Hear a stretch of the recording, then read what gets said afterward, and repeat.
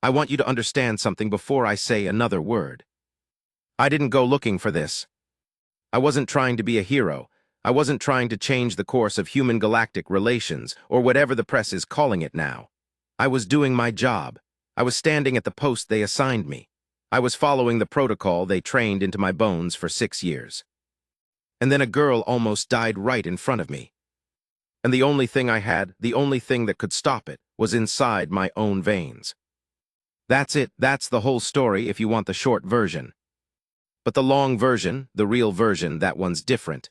Because the long version involves what happened after, and nobody prepares you for after. They train you for the mission. They train you for contact protocol. They train you for 1,000 scenarios involving first contact species, including the Valorian bloodkin, who are, let me be clear here, nothing like the old human legends. Nothing like the movies. Nothing like the books. What they don't train you for is what to do when one of them decides she's made up her mind about you. And when a Valorian princess makes up her mind. The station was called Velikos. It sat at the outermost ring of what the Galactic Cooperative called the Diplomatic Corridor, a stretch of deep space roughly 3 light-years wide where no military ships were supposed to fly and no weapons were supposed to exist. In theory. In practice, Velikos was stuffed full of weapons, just diplomatically disguised as security apparatus. Every species in the cooperative did it. The humans just happened to be slightly less subtle about it. I'd been stationed there for 4 months when everything happened. 4 months of routine patrols, form-filling, translation headsets that never quite worked, and cafeteria food that tasted like someone had described a meal to a computer and asked it to approximate. You learn to eat fast and not think about what it resembles. You learn to sleep in 3-hour intervals. You learn that diplomatic security means standing perfectly still, while beings from 17 different star systems argue about trade tariffs and border designations, and the precise molecular content of what qualifies as breathable atmosphere under cooperative law. It was, in the language of every soldier who has ever lived, deeply, profoundly boring. Velikos itself was impressive, the way that only engineered things can be impressive. It was massive, roughly the diameter of a small moon, built from some kind of dark composite alloy the engineers called Gravite-7, which looked like it had been poured from black water and then frozen mid-ripple. The outer hull was curved and smooth.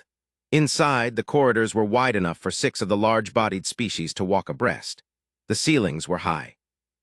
Everything was calibrated to feel open, non-threatening, neutral. The cooperative architects had clearly thought hard about what a welcoming space looked like when you were trying to welcome beings who ranged in height from 40 centimeters to 6 meters and had wildly different concepts of comfortable temperature and ambient light. Human quarters were Section 7, middle ring. Gravity was standard Earth equivalent, which I appreciated. The temperature was kept at around 18 degrees, which I also appreciated. The lights were calibrated to a spectrum that approximated natural daylight, which helped with the sleep cycles. The problem was that you could go 3 days without seeing anything outside through an actual window. Velikos had viewports, circular, reinforced, scattered throughout the station. But they were deliberately positioned so that no single corridor gave you a continuous view of space. The architects had decided that for species prone to what the briefing documents called environmental disorientation, prolonged viewing of deep space without a reference point was potentially destabilizing. What they meant was, don't stare at the void too long, it doesn't help. I had learned to find the viewport on level 9, Corridor C, at 400 station time when nobody else was around. I'd stand there for maybe 10 minutes, just looking, just remembering that the universe was enormous and we were in it, and somehow, against every probability in the math, we were out here talking to the rest of it. That does something to you. I don't know what exactly, but it does something. The 14th HEB, Human Expeditionary Battalion, was the first full human unit to be assigned to Velikos for an extended rotation. Before us, human presence had been limited to 2 or 3 diplomatic observers and a small technical crew. The cooperative had been cautious about committing human soldiers to a diplomatic post, which was understandable. Humanity had been a cooperative member for only 19 years at this point. We were new. We were still being watched. And we had a reputation earned, honestly, for being unpredictable under pressure. The 14th was chosen specifically because we had a record that suggested otherwise. 4 years of joint operations in the outer reach, working alongside cooperative security forces from the Kelhari Union, the Thrindosi Commonality, and the Cerevian Fleet Command. Our casualty rates were low. Our incident reports were clean. Our cross-species cooperation scores, yes, they measure that, were in the top 3%. We also had Sergeant First Class Ewanpak on our staff, who spoke conversational Valorian, which is apparently extremely rare, and which the Cooperative Diplomatic Corps considered nearly as valuable as a second ship. I was a staff sergeant. I led a 6-person security detail assigned to the primary diplomatic wing, the part of Velikos where the actual meetings happened, where the actual delegations lived and worked and argued. My team rotated shifts across 3 posts: the main corridor entrance, the primary conference chamber antechamber, and the Tier 1 guest quarters, which was the section reserved for delegations of heightened diplomatic significance. The Valorian delegation was housed in Tier 1 guest quarters. They had been there for 11 days when it happened. Let me tell you about the Valorians. Because if you've heard of them before, and statistically, you have, because the media has spent 19 years being simultaneously fascinated and terrified by them, I need you to set most of that aside. Yes, they drink blood. That's not a legend, that's biology. The Valorian species evolved on a low-sunlight world. Their star is dim, their atmosphere thick, and their metabolic systems adapted to harvest a range of complex compounds, including hemoprotein chains, that they cannot synthesize internally. They are functionally obligate hemovores. Their bodies require regular intake of blood-based nutrients to maintain cellular function. There are synthesized alternatives. The cooperative has had these in distribution for about 30 years, but the synthesized versions are lower quality, less efficiently processed. The Valorian body can tell the difference. No, they are not undead. That's mythology. They have heartbeats, body heat, metabolic functions, and a measurable nervous system. Their temperature runs slightly lower than humans, around 34 degrees Celsius on average, and their skin is pale because their world has low ultraviolet radiation, and their melanin production evolved accordingly. Their eyes are adapted for low light, which means in normal station lighting they frequently wear tinted lenses. Their senses of smell and hearing are several times more acute than a human's. They are also, in my professional and personal experience, among the most formally correct and protocol-observant beings I have encountered in 4 years of cross-species deployment. They arrived at Velikos with a delegation of 9, including their diplomatic staff, personal guards, a medical officer, and 2 advisors. They followed every check-in procedure exactly. They submitted their dietary requirements 48 hours in advance. They observed the diplomatic neutrality codes without a single recorded complaint. Their head of delegation was a woman named Countess Eluvain Darath, who was roughly 300 years old, stood about 5'9", had white hair she kept in a severe knot, and communicated almost exclusively in a formal register that the translation systems described as ceremonially elevated. She never smiled. She nodded occasionally. That was about as warm as she got. Then there was the princess. Her name was Serathine. Serathine Vale Darath. Technically, the full Valorian form of address was longer than that, involving her house lineage and her blood rank. But Princess Serathine was what the Cooperative's official documentation used, and Serathine was what I thought of her as privately in my own head, which I knew even at the time was probably a bad sign. She was the youngest daughter of the Valorian High Council's presiding bloodline, which meant she was royalty, but the not in line for power kind, the kind that grows up with every privilege and the particular, specific frustration of being expected to represent something you have no real authority over. I didn't know this about her at first. I learned it later in pieces. What I knew at first was what you could observe. She was 23. That's young for a Valorian. Their lifespans extend well past 500, and their concept of adulthood doesn't quite kick in until somewhere around 35 or 40. By their measure, she was still very much a child. She moved like someone who had been trained in formal behavior and was constantly deciding whether or not to comply with it. She wore the delegation's dress code, structured, dark, high-collared. But she had a way of leaning against walls that made you feel like she was daring someone to say something about it. Her hair was dark, almost black. Against the usual Valorian pallor, it was striking. Her eyes, when she wasn't wearing the tinted lenses, which she only removed in the low-lit areas of the Tier 1 quarters, were a deep amber, the color of old glass held up to light.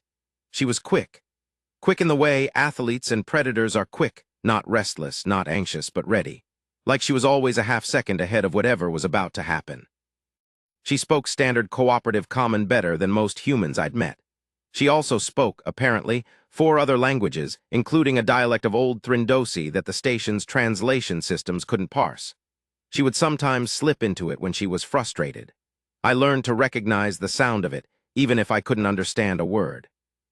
I first noticed her on day 3 of the Valorian delegation's stay.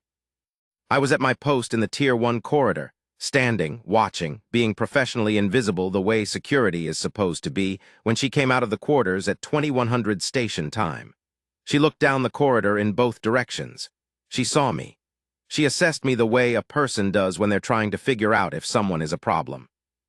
Then she said, in perfectly clear common, "Does this corridor have a food dispensary, or are we still pretending that nutrition is somehow separate from diplomacy?" I said, "There's a communal provision unit at the far end, ma'am. Section C, it's stocked for all registered delegation dietary profiles." She looked at me for a moment. "You said ma'am." "Yes, ma'am." "Humans," she said, not like it was an insult, more like she was taking a note. And then she walked down the corridor toward Section C. That was day 3. By day 7, she knew my shift schedule. She started timing her corridor appearances to coincide with my post hours. I'm not saying she was seeking me out specifically. I'm saying that's what was happening, and I chose not to name it at the time because naming it felt like it would require me to do something about it, and I didn't know what to do about it, so I didn't.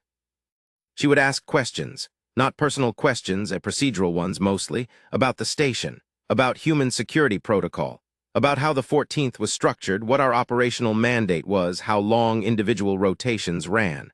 I answered what I could. I redirected what I couldn't. She told me things too, unprompted. About Valorian diplomatic custom. About how the talks were going, nothing classified, just the texture of it.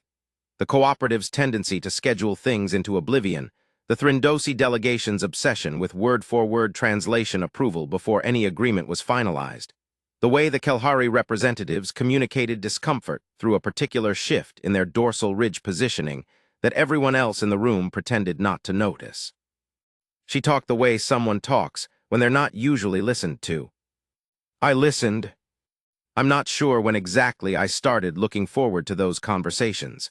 I know it was before day 11. I know it was before the night everything changed. Day 11 of the Valorian delegation's stay was a Tuesday by Earth reckoning, though Velikos ran on a 26-hour station clock that only loosely corresponded to any planetary rotation. I checked the log later, 23:17 station time, when the medical alert sounded. I was 20 meters from the Tier 1 quarters. I was doing a corridor walk with Private Yusuf Adiz, my youngest team member, who had been on Velikos for only 6 weeks, and still moved with the slightly too much energy of someone who hasn't yet understood that diplomatic security is about slow, sustained attention, not readiness for a sprint. The alert wasn't loud. It was a low, pulsing tone, the cooperative medical signal, calibrated to be noticeable without being alarming. Because alarming things cause crowd panic, and crowd panic at a diplomatic station is complicated in ways that take 3 weeks and a task force to untangle. But I'd had the alert tones memorized since week 1. I knew which was medical, I knew which level, and I knew which section. I was already moving before Adiz had processed what sound it was. The door to the Valorian quarters was standing open. That was wrong. It should have been sealed automatically the moment a medical alert was triggered. I found out later that the seal mechanism had experienced a calibration fault that had been flagged for maintenance 3 days earlier and not yet addressed. Someone's paperwork problem had become everyone's emergency. Inside, the medical officer, a Valorian man named Sarathul, who I'd exchanged maybe 4 words within 11 days, was crouched on the floor of the main chamber, speaking rapidly in Valorian, his hands pressed to a figure on the floor. The figure was Sarathine. She was on her side, curled slightly, and she wasn't moving the way a person moves when they're conscious. The amber eyes were open but wrong. The light behind them was dim, like a screen going to sleep. Her skin, already pale, had gone to something that wasn't even a color anymore, more like absence. Sarathul looked up at me and said something in Valorian. I didn't understand it. He switched to common, badly under pressure, the words jagged and stripped down to basics. Blood failure, anaphylaxis, synthesis reaction. She took the compound stock. It failed on her system. He said something in Valorian that the translator in my earpiece rendered as metabolically critical, which I understood to mean she is dying. Countess Eluvain was in the corridor behind me, just arrived, and the first time I ever heard anything other than formal register from her was that moment. She said Sarathine's name like it cost her something. I took 1 second. That's all it was, 1 second. I ran the math that a soldier runs, the fast, unconscious math of a body trained for crisis. What's the problem? What do I have? What can I do? The synthesis compound had failed. That meant the artificial alternative was off the table. The natural alternative was blood. Valorian blood sources were limited to the 9 members of the delegation. I had no information on blood compatibility within Valorian biology, no time to assess it, no guarantee that any of them could or would provide what she needed before she stopped being there to need it. And then there was a second thing, a thing I almost didn't know, except that I'd read the full cross-species medical briefing packet on arrival, all 340 pages of it, because I am the kind of soldier who reads the full packet, which my team considers either admirable or an illness depending on the day. Page 217. Valorian Emergency Hematic Protocols, Cross-Species Considerations. Human Blood and Valorian Biology. There had been a study, Joint Human Valorian Medical Research, published 8 years ago through the Cooperative Medical Cooperative Board. The finding, in emergency situations where Valorian-specific blood sources were unavailable, human blood had been demonstrated in laboratory conditions to be metabolically processable by Valorian systems, not optimal, not sustainable long-term, but sufficient for emergency stabilization, sufficient to bridge the gap, sufficient to keep someone there while proper treatment was arranged. It had never been tested in a live emergency. The paper noted this. It was also the only option I had. I crossed the room. I crouched down next to Sarathul. I said, "Is she in an anaphylactic crash?" He looked at me with the expression of someone who doesn't understand why a human security guard is asking medical questions. Yes. Can you stabilize her without blood intake? No. Is there another source of blood available to you right now? He looked at the door at Eluvain at the room. I saw him run the same math I had. No. I said, then we're trying human blood. He stared at me. The study was theoretical. She's not theoretical, I said. She's right here. I want to say I had a composed, cinematic moment of decision where everything was calm and clear. That's not what it was. My hands were slightly unsteady. Not from fear, from adrenaline, which is what your body does whether you want it to or not. I pulled my field medical kit from my belt. Standard issue, nothing exotic. It had a sterile lancet, a blood collection port, a Flex Seal dressing. It was not designed for what I was doing. I was adapting. Sarathul said, "You understand if this works, the implications." "She's dying," I said. "We'll have implications later." He took a breath. He nodded. He showed me with quick, precise movements where the intake was, the carotid region, just below the jaw, a spot in Valorian anatomy that served a function analogous to a central IV access point in the right circumstance. He told me what he was going to do on his end to facilitate processing. I opened my left forearm.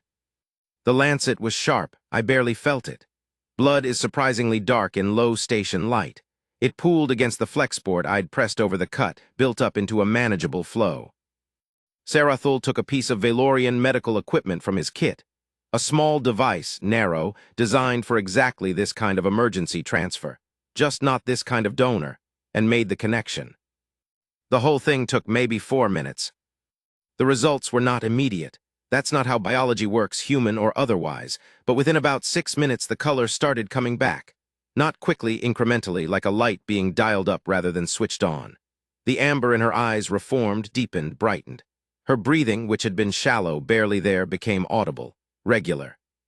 She turned her head. She looked at me. I was still crouched beside her, still holding the flexboard against my forearm, and she looked at me with those amber eyes that were now fully lit, and she said, very quietly in common, not Valorian, "You." I said, yes. She said, you gave me your blood. We can discuss it later, I said, when you're not on the floor. Something moved across her face that I couldn't quite name. Then she closed her eyes and let Sarathul take over. The next 18 hours were, in a clinical sense, chaotic. Station Commander Varda Hess, a tall Finnish woman who had been running Velikos for 3 years, and who communicated primarily through a very specific expression of controlled exhaustion, arrived at the Tier 1 quarters 22 minutes after the alert. She brought with her a medical team, a diplomatic liaison officer, and the specific expression of someone who is already composing the incident report in their head while also managing the present moment. The incident report, I'm told, was 12 pages. Single-spaced. I haven't read it. I probably don't want to.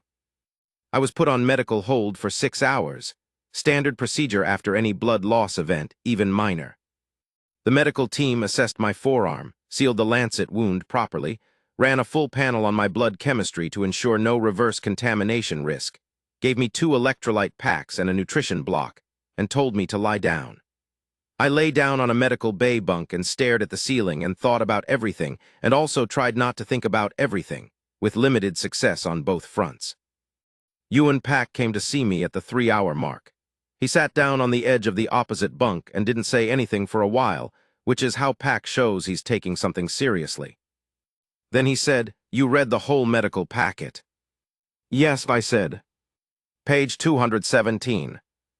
"Yes." He nodded slowly. "How'd you know it would work?" "I didn't," I said. "I knew it was the only option." He sat with that for a moment. "Darius, you know what this looks like from the outside." "I know." "To the Valorians specifically." I looked at him. "I know, Pack." He rubbed his jaw. "The blood compact, you know about that?" I knew about it. Everyone in the 14th had received the cross-cultural briefing on Valorian social structures. The blood compact was one of the foundational aspects of Valorian culture, ancient, pre-space, going back to the beginning of their recorded history. The voluntary sharing of blood between individuals created, in Valorian understanding, a bond. A recognized, formalized, culturally inviolable bond.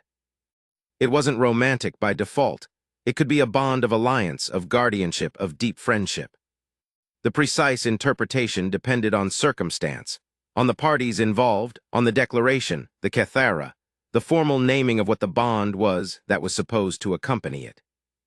The problem was that in an emergency, where no declaration was made, the default cultural interpretation defaulted to the closest analog in Valorian relationship law, which, depending on age and rank, could mean something very specific. "She's a princess," Pack said. "Unmarried, no prior blood compact declared."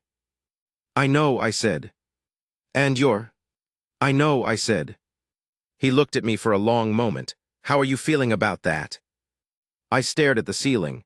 "I need more time to answer that question." Pack nodded. He stood up. He went to the door. He stopped, turned back. "For what it's worth," he said, "you saved her life." "That was the job," I said. He shook his head. "No, Darius, that was not in any job description that exists. That was you." He left. I kept staring at the ceiling. The Valorian delegation formally requested a meeting with Station Commander Hess at 800 the following morning. I know the details of this meeting from the official record, from Hess's personal account later, and from fragments that Sarathine herself told me, the latter being the most unfiltered version, delivered in her characteristic way, which was direct and slightly amused by her own directness. Countess Eluvain led the meeting. She was accompanied by Sarathul and 2 of the senior diplomatic staff. Sarathine was not present. She was still under medical monitoring. Eluvain began by formally and officially expressing gratitude on behalf of the Valorian delegation for the actions taken by human security personnel during the medical emergency. She used language so precise and formal that even with translation, it took Hess's liaison officer a moment to parse that she was saying thank you with the full weight of Valorian diplomatic authority behind it. Then she explained the situation with the blood compact. Hess, who is not a person who has many moments of visible surprise, apparently went very still. Eluvain explained that the Valorian bloodkin do not have casual relationships with blood. They do not have a culturally neutral interpretation of voluntary blood transfer. What had occurred, an unmarried Valorian woman of royal blood receiving the voluntarily offered blood of an unmarried man, in an emergency, without any prior blood compact declaration in existence, had created what Valorian law and custom called a Catharanul, a compact without a named category, which, by default, carried the weight of the highest available relational category. In practice, by Valorian cultural and legal understanding, Staff Sergeant Darius Cale had, without intending to, without any formal ceremony, in the middle of a medical emergency on a diplomatic station 3 light years from Earth, become the potential Vethshan of a Valorian princess. The word Vethshan has a complicated translation. Chosen mate is the most commonly used English approximation. It implies partnership, chosenness, a bond recognized by the blood itself. It does not mean property. It does not mean subordination. It means, in the most literal Valorian sense, the person the blood has recognized. Eluvain was clear that this was not automatically binding. A Catharanul had to be either confirmed or formally dissolved within a period of 30 days. Sarathine could dissolve it.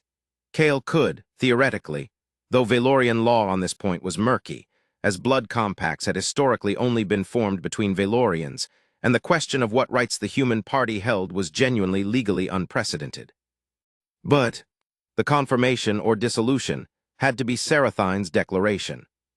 And Sarathine, Eluvain said, in a tone that suggested she had already had this conversation with her charge, had not yet agreed to dissolution.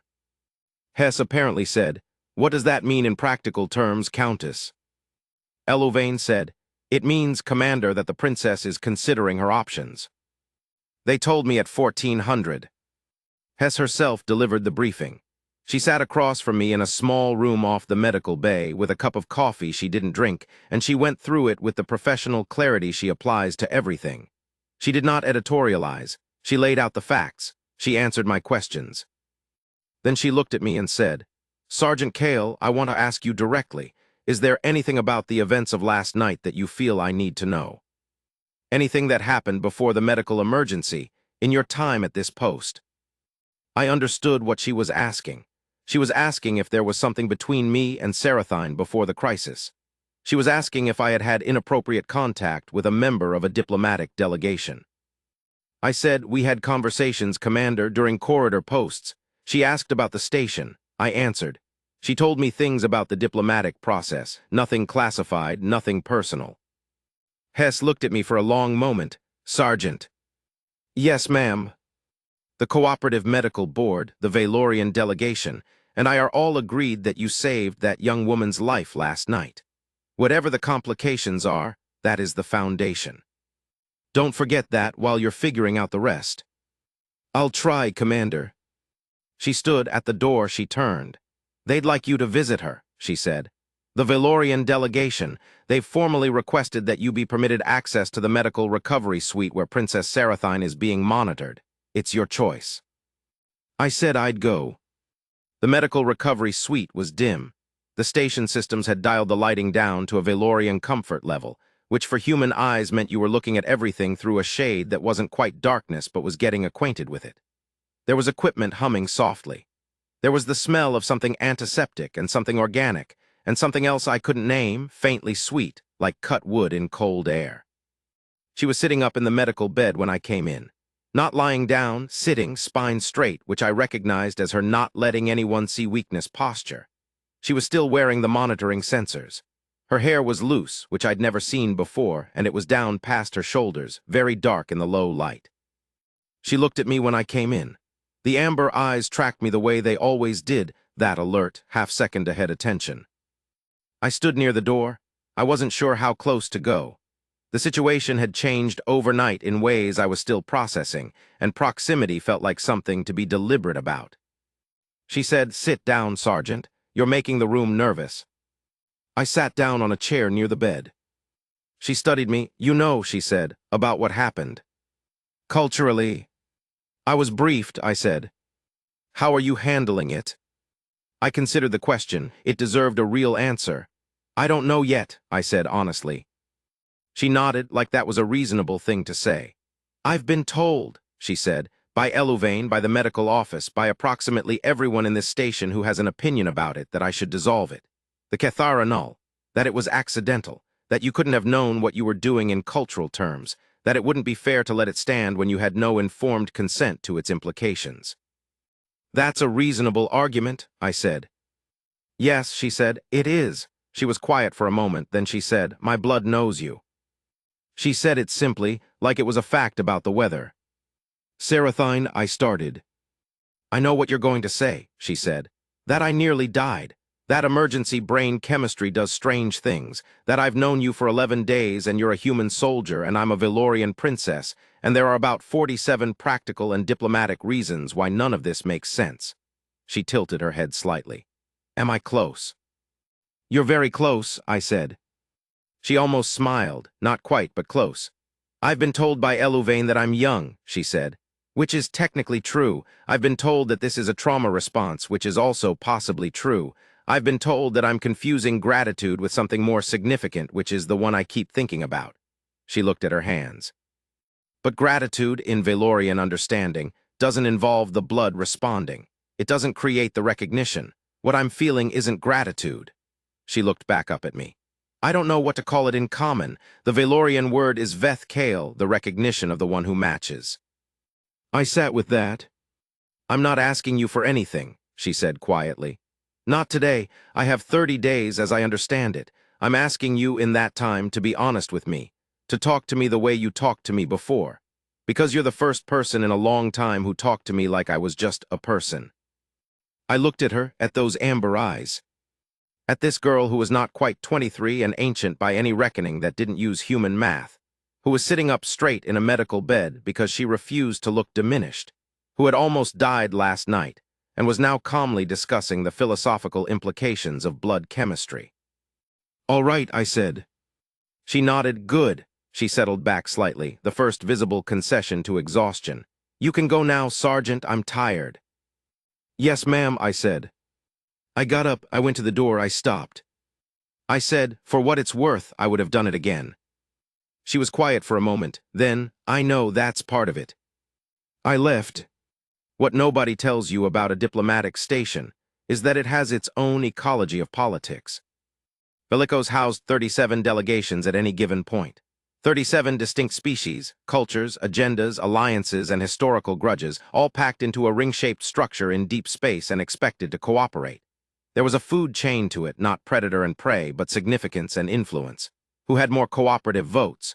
Whose trade routes mattered more? Whose military capabilities meant people were careful around them?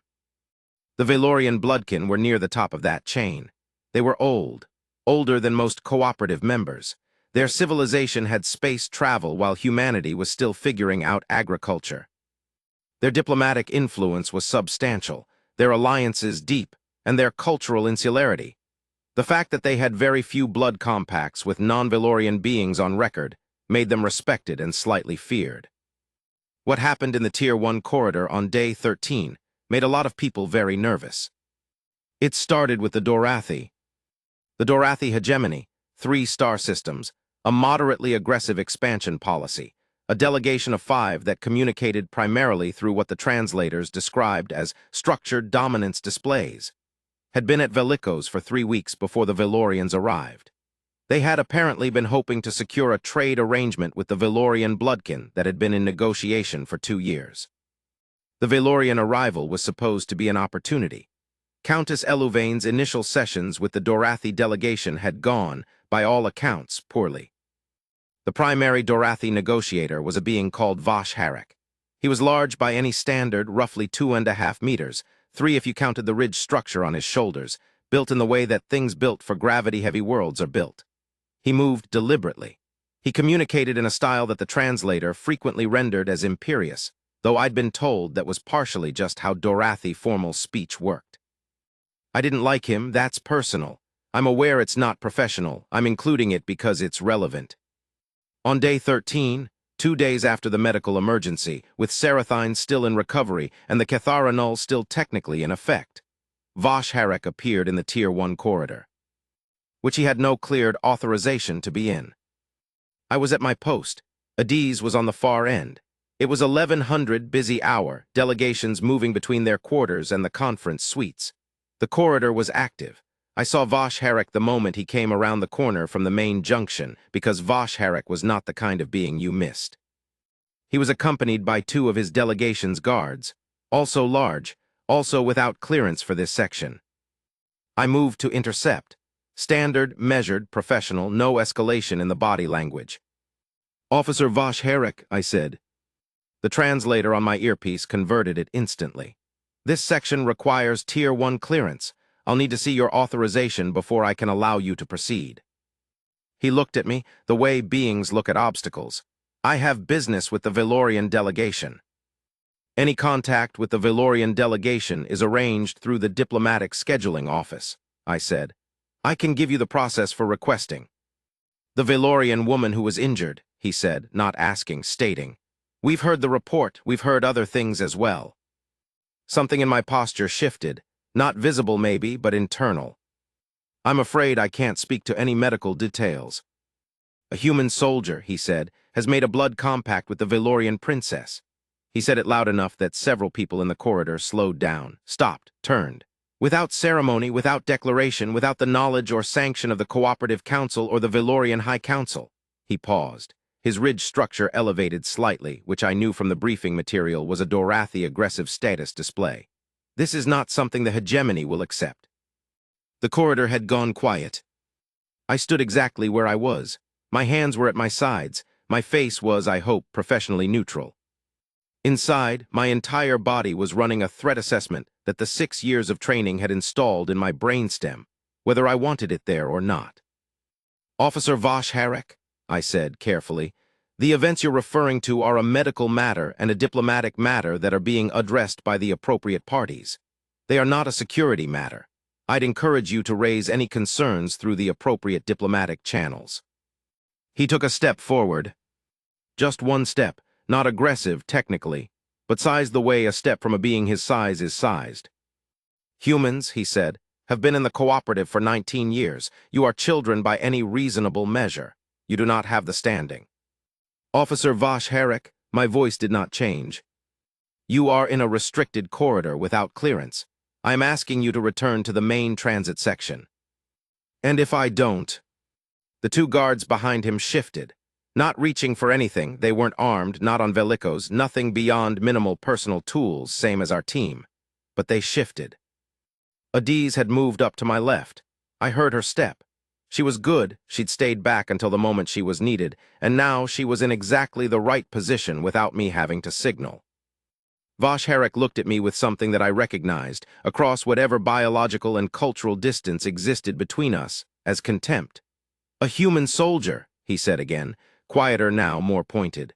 "Playing guardian to a vampire princess. What a curious delusion." I want to be honest about what happened in my head in that moment.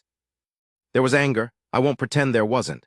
Not at the insult to me. I've been insulted by better beings than Vosh Herrick, and I've survived it. The anger was at the phrase vampire princess. At the reduction of it.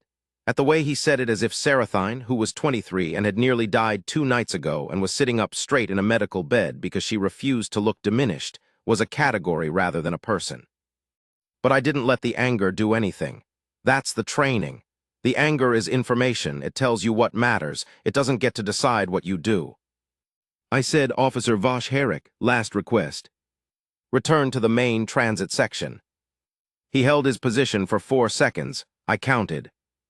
Then he said something in Dorathi, not in common, not through the translator, something to his guards, and turned and walked back the way he'd come. His guards followed. The corridor stayed quiet for another moment, then it resumed. People moved on. Adiz came to stand beside me. She was 22. This was her first cross-species posting. She said, in a voice I had to actively listen for, "Are you all right, Sarge?" "Fine," I said.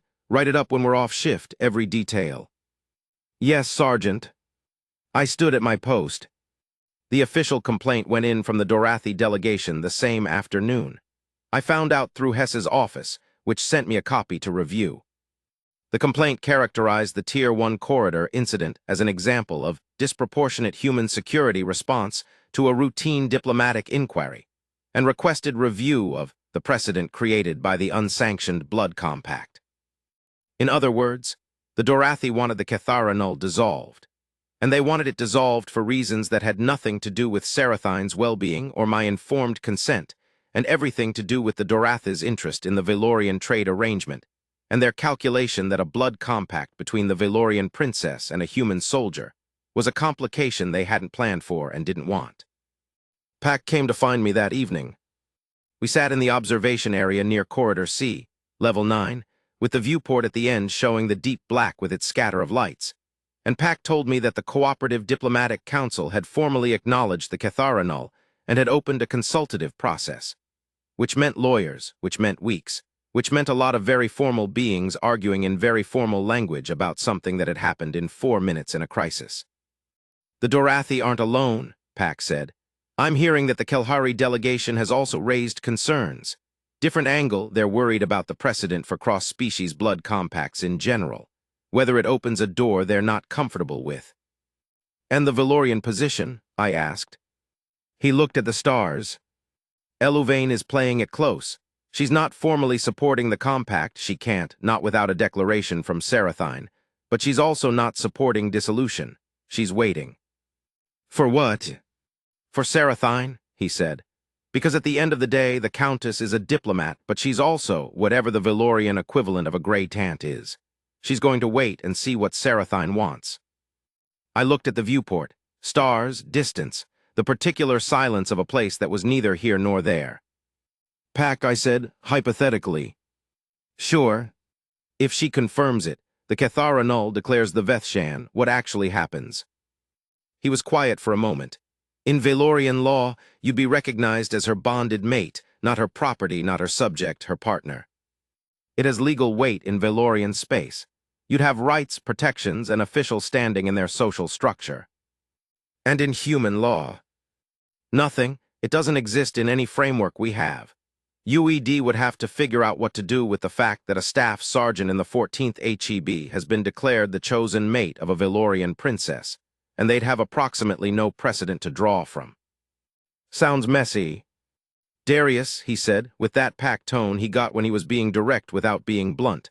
I'm not asking what the law says, I'm asking what you want. I didn't answer for a while. I want to talk to her, I finally said. She was out of medical monitoring by day 15, moving carefully, not fully herself yet, but mobile. The first morning she was allowed in the general corridor, under her own delegation's escort, which was new and obviously drove her slightly mad. I was on post. She stopped when she saw me. Her escort stopped too, slightly confused. She said to them in Valorian something that, Pack translated for me later from the report, amounted to give me a moment. And they did, retreating to a respectful distance that was still diplomatically plausible. She stood in front of me. I said, good morning. She said, the Dorathi are trying to dissolve it. I heard. They don't have the standing, she said. Not under Valorian law, not under cooperative precedent, the compact is between the two of us. Their complaint has no actual legal mechanism. She paused, but they'll make noise. And the Kelhari will make noise. And the Cooperative Council will make a committee, and the committee will issue a guidance document, and the guidance document will sit on someone's desk for 6 months. That's how it usually works, I said. She looked at me, direct, the way she always was. I want you to know that I'm going to confirm it, she said. I'm going to make the declaration. I wanted to tell you before I did because I said I'd be honest with you and this is me being honest. She paused. You have the option to formally contest it, under the emergency clause, since you weren't operating with cultural knowledge of the implications. You could argue that the compact was formed without informed consent. Sarathul would have to support that characterization. Eluvain has advised me that the Cooperative Council would likely accept it. I looked at her. Why are you telling me this? I said. Because you deserve to know your options. Sarathine, I said her name, and she looked at me with attention that was almost physical. If I'd known, at the time, if I had understood every cultural implication in that room, would I still have done it? She waited. Yes, I said, without a second's hesitation, because you were dying and I had something that could stop it, and that's all that mattered. Something in her expression shifted, something I wasn't sure had a name in either of our languages. I know, she said. That's the whole thing, Darius. That's why the blood recognized it. You weren't doing it for status or alliance or anything else. You did it because I was a person who needed help. She said it quietly, like she was saying something that was a little fragile. Do you know how rare that is? In the circles I live in, do you know how rarely I am just a person? I stood in the corridor of a diplomatic station, 3 light years from Earth, and looked at a Valorian princess, who was telling me the truest thing anyone had said to me since I shipped out. I won't contest it, I said. She nodded slowly. I know the complications, she said. I'm not naive about what it means for you, for your career, for the diplomatic math. Elouvain has given me approximately 9 different analytical breakdowns of the geopolitical implications. What did you tell her? The Kethara, the formal declaration, happened on day 22. Not 30, she didn't wait the full 30. She told me later that waiting had always felt like stalling, and she didn't like stalling, and once she'd made up her mind, she'd made up her mind. The Valorian delegation requested a formal cooperative witness for the ceremony. Hess attended personally. Pack attended as translator and cultural observer. The Dorathi submitted a formal objection that was noted, recorded, and set aside. The ceremony itself was quiet. Smaller than I'd expected, no audience beyond the witnesses, no elaborate staging. The Valorian blood ritual declaration, as I'd read in the briefing material and now understood in practice, was not a performance. It was a statement, made between 2 people, witnessed and recorded. Sarathine wore the delegation's formal dress for the first time I'd seen, something dark and structured that had the quality of clothing that has history in it. She stood straight. Her amber eyes were without the tinted lenses. She said the Kethara in Valorian. Pack translated it into common, softly, for the record. I name the blood that knows me. I name the bond that was made without asking because the moment did not allow asking. I name it now with full knowing, with full choice. Veth Shan, the blood has recognized. I confirm what the blood declared. Then she looked at me. You don't have to say anything, she said. Valorian law doesn't require a response from, she paused, from the other party in cases like this. I know, I said, but I want to. I didn't have prepared words. I had 6 years of training in protocol and procedure and exactly 0 training for this moment. I had what I actually felt, which was about as unprotocol as it was possible to get. I said I didn't know what I was doing when I did it. You're right about that. But I've had 22 days to know what it means, and I'm still here, and I'm choosing to be. That's the response. She looked at me for a long moment. That's sufficient, she said. Pack behind me made a sound that was not quite a laugh, and not quite not one. The reactions came quickly. The Dorathi delegation formally withdrew their complaint, which was read, generally, as them doing the political math, and deciding the objection had more downside than upside now that the declaration was recorded. Vosh Herrick did not appear in the Tier 1 corridor again. I did not miss him. The Kelhari delegation issued a formal statement noting acknowledgement of the precedent established and requesting that the Cooperative Council develop guidelines for cross-species blood compact recognition. This was reasonable, honestly. The guidelines were needed. Pack was asked to contribute to the working group. The broader cooperative response was complicated. That's the only honest word. 19 years of humanity in the cooperative, and this was the first time a human being had entered a formal social legal bond with a member of a founding species. The diplomatic implications were still being untangled when my rotation ended. But the individual reactions, those I remember more clearly than the institutional ones.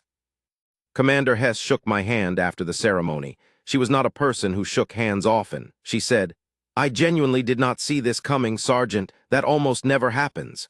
I think she meant it as a compliment. Adiz told me she was going to read the full medical briefing packet on arrival at every future post. I told her that was the smartest thing she'd said in 2 months. Pack went quiet for a while and then said, eventually, you know this isn't going to be simple. I told him I'd noticed. He said, she's worth it. I told him I knew that too. My mother, when I finally told her 3 weeks later via a time-delayed comm that took 48 hours to traverse the distance, did not say anything for a very long time. Then she said, Darius, you gave this girl your blood.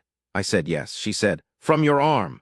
I said yes. She said, and now she's decided you belong together. I said that was roughly accurate. My mother was quiet for another moment, and then she said, Your father once lent a girl his jacket in the rain, and I decided he was worth keeping. I suppose blood is more dramatic, but I understand the logic. I'm still not entirely sure whether that was her approving or her being philosophical. With my mother, it's often both. Sarathine herself was in the days after the declaration, different in a way I noticed but couldn't entirely describe. Not changed in character, but lighter somehow, like something she'd been holding was set down. She moved through the diplomatic wing with the same spine-straight formality, the same alert amber gaze, but there was less of the daring you to say something in the lean against the wall. She talked more in the common corridors. She asked one of the Kelhari junior staff members about their home world and listened to the full answer, which took 40 minutes and involved 3 separate digressions about atmospheric temperature variation. She still appeared on my shift corridor, but now she didn't time it to coincide with quiet hours. She came when she came. Sometimes we talked. Sometimes she stood beside me in comfortable silence, reading something on her data slate, not performing it, just there. It was, if I'm honest, the most natural thing in the world. On the last day of the Valorian delegation's official Velikos stay, day 29 of their scheduled 30, she found me at the level 9 viewport. 400. I hadn't told anyone I went there. I don't know how she knew. She stood beside me. We looked at the stars. She said after a while, the Vethshan doesn't require proximity. In Valorian understanding, it's not about being in the same room, it's about the bond itself, the recognition. But proximity helps, I said. Yes, she said, proximity helps. We stood there. My next assignment, I said. When the rotation ends, I don't know where they'll send me. I know, she was quiet. I've been thinking about a diplomatic role in the cooperative liaison office. It's based at Velikos. It would require extended stays, rotations. I looked at her sideways. She was looking at the stars with an expression that was trying very hard not to be a smile and not entirely succeeding. Is that right? I said. The position has been open for 6 months, she said. I hadn't previously considered it relevant. And now? She finally let the smile happen. Small, quiet, more real than anything practiced. Now I'm considering it relevant, she said. There's a thing that happens in the training, early, before the cross-species briefings, before the protocol sessions, before they hand you the 340-page medical packet, where they talk to you about first contact. Not the diplomatic version, the human version, the version that goes back before space travel, before the cooperative, before we knew there was anyone else out there. They talk about what it means to extend yourself toward the unknown, to offer something, attention, presence, action, without knowing what it will come back as. They say that first contact is never just about species. It's about the individual moments, the moments where one person decides to treat another person as a person, regardless of the stars between them. I didn't save Sarathine because she was a princess. I didn't do it because of diplomacy or precedent or the 19 years of human membership in the cooperative or any of the things that got written into the incident report. I did it because she was there and she needed it, and I had it to give. That's a human thing. Maybe it's a universal thing. I've met enough species to suspect that kindness at its root isn't really species-specific. But there's something specifically, stubbornly human about it, the way we reach toward the thing in front of us. Even when we don't know what it is, even when the math doesn't add up, even when the training didn't cover it. She told me once that the blood recognizes the person who sees you, not who sees the title or the biology or the diplomatic standing, the person who sees the you underneath all of that. I don't know if blood has memory. I'm not a biologist, but I know that she's standing next to me at a viewport somewhere in the dark, looking at the same stars I'm looking at, and whatever we are to each other. It started because I looked at her and I saw a person. That, I think, is always where the real story starts.